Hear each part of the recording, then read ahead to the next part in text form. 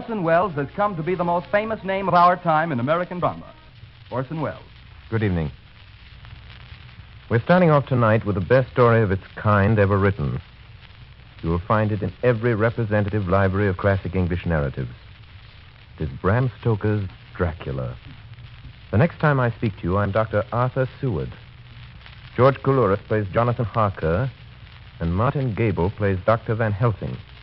It is Dr. Seward who tells the story, and so for the moment, goodbye, ladies and gentlemen. I'll see you in Transylvania.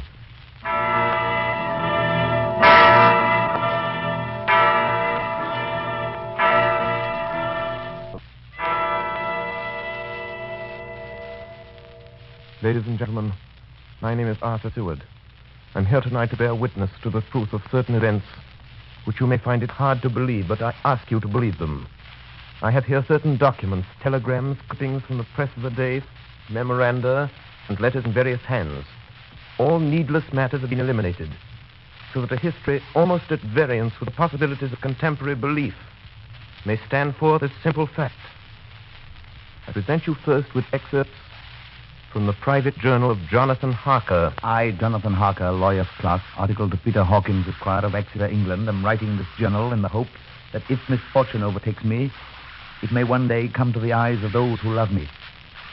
I set out from London on the last day of April to visit one of our clients in Eastern Europe.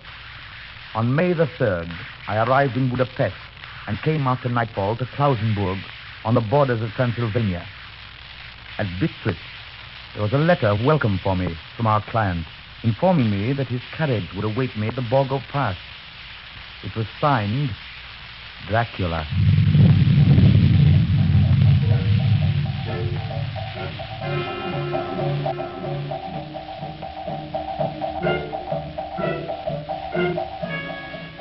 Bukovina! Couch for Bukovina!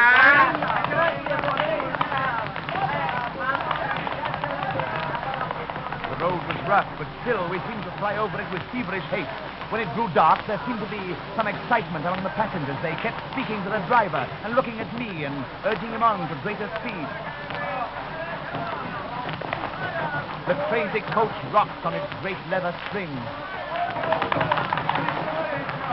The mountains seemed to come nearer to us on either side. Coachman! Coachman! What is it? Where are we? You're nearing your destination, young hare. This is the Borgo Pass.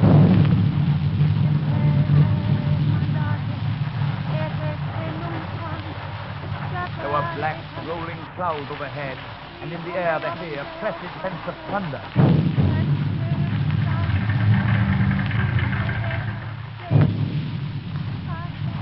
Now, we were through the pass. The young hare is not expected after all.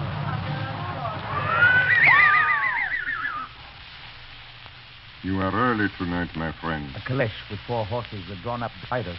Let me help you, sir. The coachman smiled, and the lamplight fell on a hard-looking mouth with very red lips and sharp-looking teeth as white as ivory. We began to move. I looked back. The coach and its load of passengers had vanished from sight. We swept into the darkness of the pass. I struck a match. It was within a few minutes of midnight. And then a dog began to howl somewhere far down the road. The wind was rising, moaned and whistled through the rocks, and the branches of the trees clashed together as we swept along.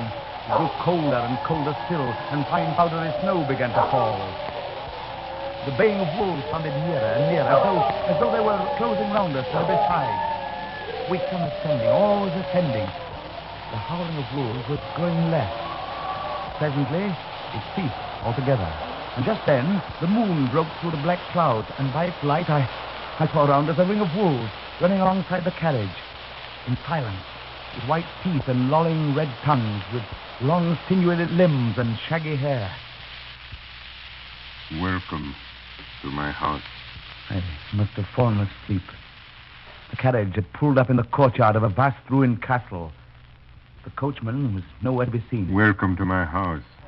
Come freely, go safely, and leave something of the happiness you bring. Count Dracula? I am Dracula. His face was strong, very strong, aquiline. The mouth, so far as I could see under the heavy mustache, was fixed and rather cruel looking, with peculiarly sharp white teeth. You hear them, Mr. Harker? The wolves? The children of the night, as you say, Mr. Harker. The wolves. Listen. Come now. There are many things you must tell me tomorrow. Of England and of the estate that you have purchased for me. Why, yes. The estate is called Carfax, I believe. Yes, that is so. But now I will detain you no longer. You will find your room in readiness. And I advise you not to leave it during the night.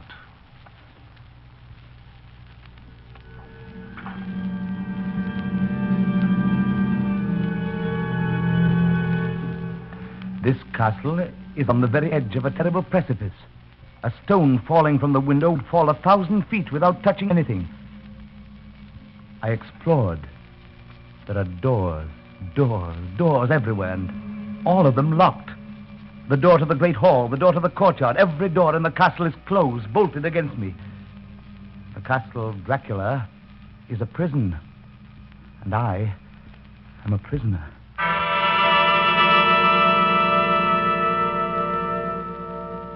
The next night, I could not sleep.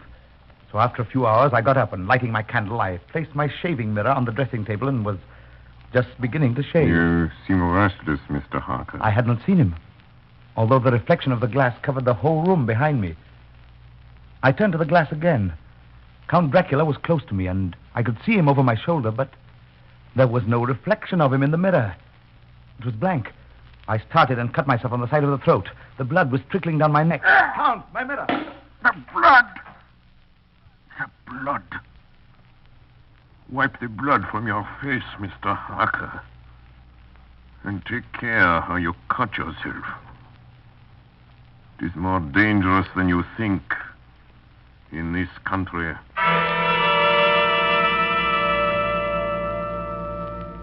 When I woke, I found most of my things were gone. My passport, my notes, my letter of credit. I could find no trace of them anywhere. And my door is locked from the outside.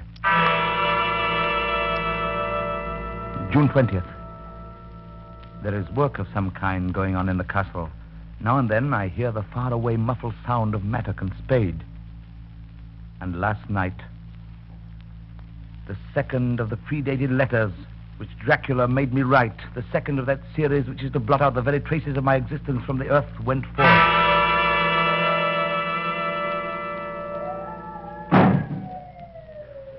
Count Dracula.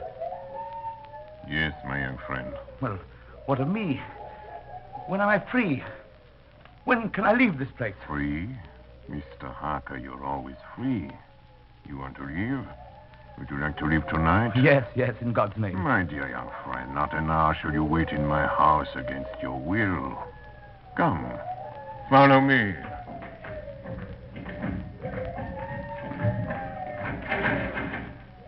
The door seems to be bolted. How strange.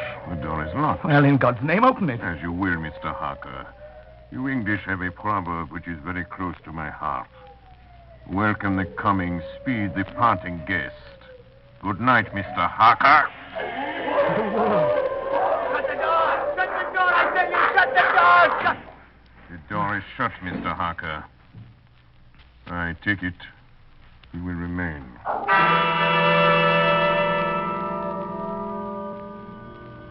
Morning, June the 30th. These may be the last words I ever write in this diary. Oh, God preserve my sanity. I have never seen Count Dracula by day. At sunrise, at the first cockcrow, he is gone. I do not understand these things. I only know that the wolves obey him, and that he is a man with hair on the palm of his hands, with sharp teeth, and no blood in his face. He casts no shadow. He cannot be seen in a glass. And he moves like a bat across the sheer face of the castle walls. He eats no food, and is mortally afraid of the crucifix.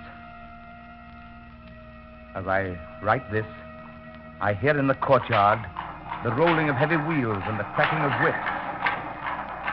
And there is in the passageway below a sound of heavy boxes being set down. Boxes shaped like coffins. And I know what they hold. The boxes are filled with holy earth from the chapel beneath the castle.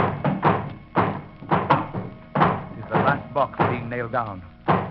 And now I hear the heavy feet tramping again. The door shut. The chains rattle.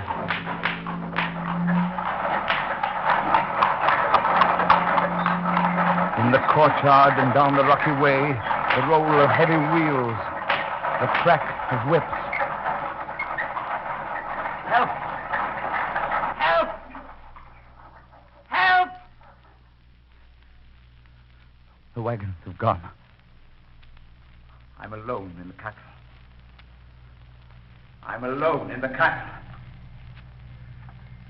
I'm alone in the castle. I'm alone. I'm alone. I'm alone. Ladies and gentlemen, this is Dr. Seward. Mr. Harker's journal terminates at this point. I now present in evidence a clipping dated August 8th of that year from the Yorkshire Telegraph from our correspondent in Whitby. One of the greatest and suddenest storms on record was experienced here today. The weather has been somewhat sultry, but Saturday evening was fine. The band was playing. The piers were crowded with holidaymakers. The wind fell away entirely during the evening, and there was a dead calm. There were but few lights at sea. The only sail noticeable was a foreign schooner under full canvas, which was seemingly going westward. A little after midnight came a strange sound from over the sea, and high overhead the air began to carry a strange, faint, hollow booming. Then, without warning, the tempest broke. And there, with all sails set, was the foreign schooner rushing with terrific speed toward the shore. A searchlight was turned on her. And there, lashed to the helm, was a corpse with drooping head which swayed horribly to and fro at each motion of the ship. A moment later, she crashed. And then a strange thing was seen. At the very instant she touched, a huge dog sprang up on deck from below and, running forward, jumped from the bow onto the sand and, making straight up the east cliff toward the graveyard, vanished into the night. The Coast Guard, going aboard at dawn, found the dead man fastened to a spoke of the wheel. Tightly clutched in one hand was a crucifix. The man must have been dead for quite 2 days. In a pocket of the dead man's coat was found a bottle, carefully corked, containing a roll of paper. This proved to be an addendum to the ship's log. There was found on board only a small amount of cargo, and that of a most unusual nature. Apparently the ship carried nothing but earth. Common earth. Packed away in wooden boxes, shaped much like coffins.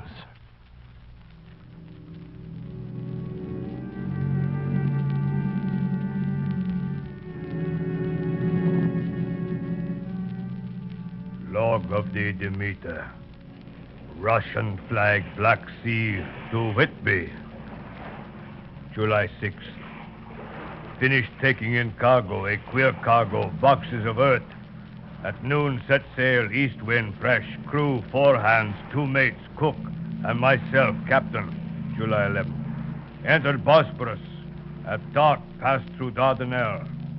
Mate reported in morning that one of crew, Balyoden, was missing. Took larboard watch 8 bells last night. He was relieved by Chilic. Never came to his bunk. Something aboard this ship. No. Don't laugh, Captain. In the rain last night. Oh? A tall, thin man go up companionway and along the deck forward and disappeared. When I go to the bow, no one. And the hatchways all closed. July 22nd. Rough weather last 3 days. All hands busy with sails. No time be frightened. Past Gibraltar and out through straits. All well. July 24th. Last night, another hand was lost. Disappeared. By Chilichev. Leave all watch midnight. Then we never see him again. What's double watch now? I don't take watch alone no more. Double watch. Double watch. July 29th. Had single watch tonight as crew too tired to double. When morning comes... Hey! Hey, below! Banoisin! Banoisin! Is Banoisin below? Banoisin's gone! Banoisin's gone! Like the others. Like all the others. The mate and I have agreed to go armed henceforth, July 30th. Last night, we are nearing England. Weather fine. All sails set. Captain! Captain! The man in the watching the steersman missing! Both missing! Now, only self and mate and one hand left to work ship. August 3rd. 2 days of fog and not a sail sighted. At midnight, I went to relieve the man at wheel, and when I got to it, found no one there. It's here! I know it now. I saw it. Like a man, tall and thin and ghastly pale. It was in the bows looking out.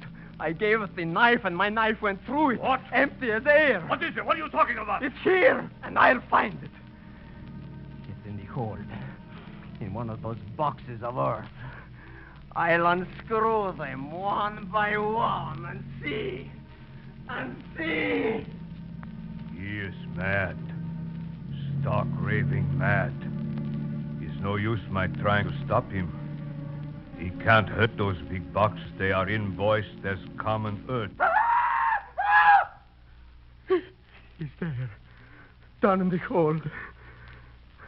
I know the secret now. The sea will save me from him. That's all that's left. That's all that's left. August 4th. I am all alone on my ship. And still the fog. I dared not go below. I dared not leave the helm. So here all night I stayed. And in the dimness of the night, I saw it. I saw him. God forgive me, but the mate was right to jump overboard. It was better to die like a sailor in the blue water. But I am captain, and I must not leave my ship. I shall tie my hands to the wheel when my strength begins to fail, and along with them I shall tie that which it dare not touch, my crucifix.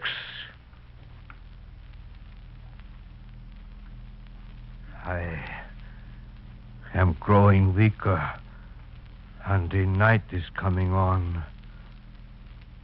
God and the Blessed Virgin help a poor ignorant soul trying to do his duty.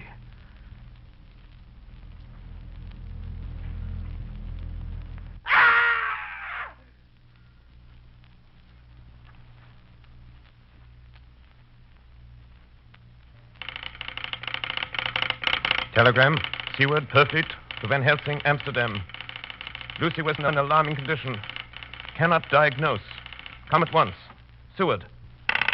Telegram, Van Helsing, Amsterdam, to Stuart, Perfleet. I'm on my way to you. Please arrange the examined patient immediately my arrival, Van Helsing. Ladies and gentlemen, I must now explain that 6 months before the events recorded here, I had become engaged to a young lady, Lucy Westenra. We were to have been married in the spring. My old teacher, Professor Van Helsing, arrived at 4 the next afternoon. I took him at once to Lucy's house. She lay in a bed asleep.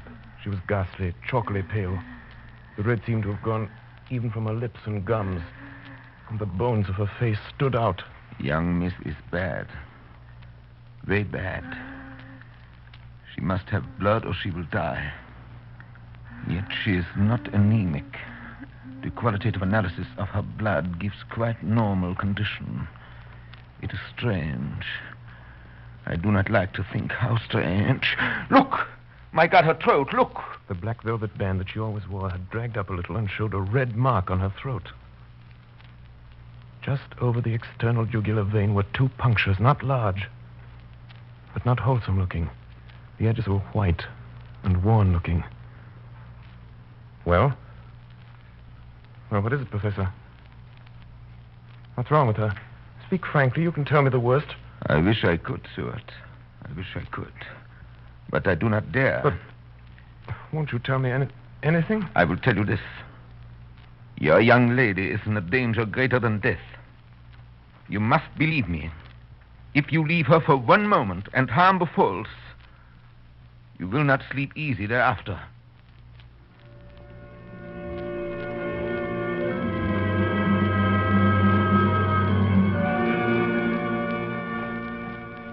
September 8th.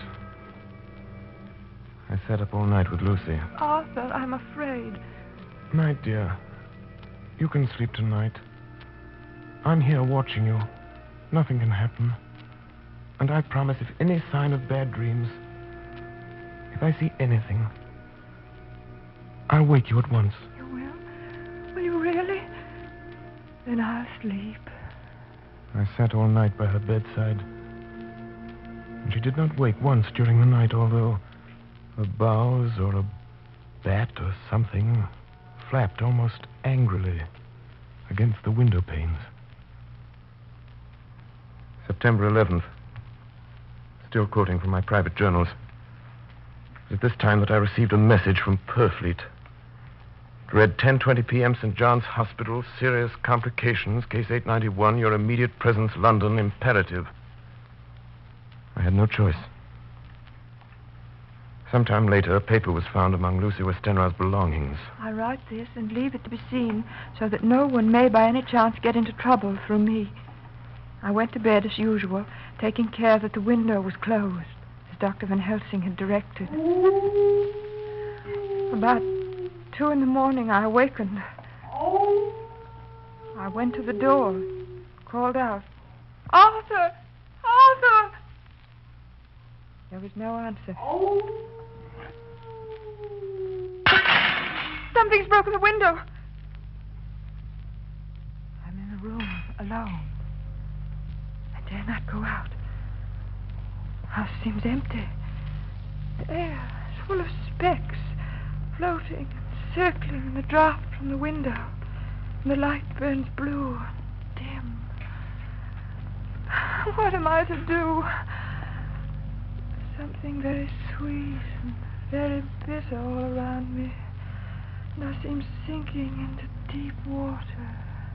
And there's a singing in my ears.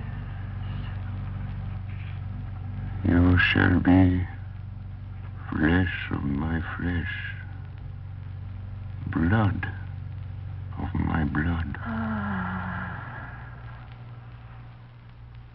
September 12th. Late. Only resolution and habit can let me make an entry tonight. We found her sprawled on the floor. There was a draft in the room from the broken window. Her throat was bare, showing the 2 wounds, looking horribly white and mangled. We are too late, my friend. We have failed. God's will be done. She's dying. Yes. She's dying. Stay beside her. It will make much difference, mark me, whether she dies conscious or in her sleep.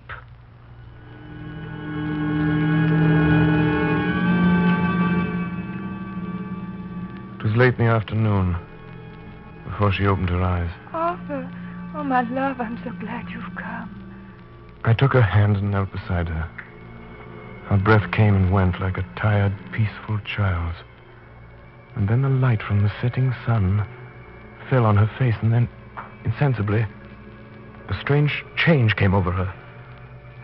Her eyes grew suddenly dull and hard. Her breathing was heavy. The mouth opened, and the pale gums, drawn back, made the teeth look large and sharp. Arthur, oh, my love, I'm so glad you've come. Kiss me. Bend down and kiss me. Not for your life. Not for your living soul and hers. Lucy! She's dead. Poor girl. There's peace for her at last. The end. Not so. It is only the beginning. Wait and see.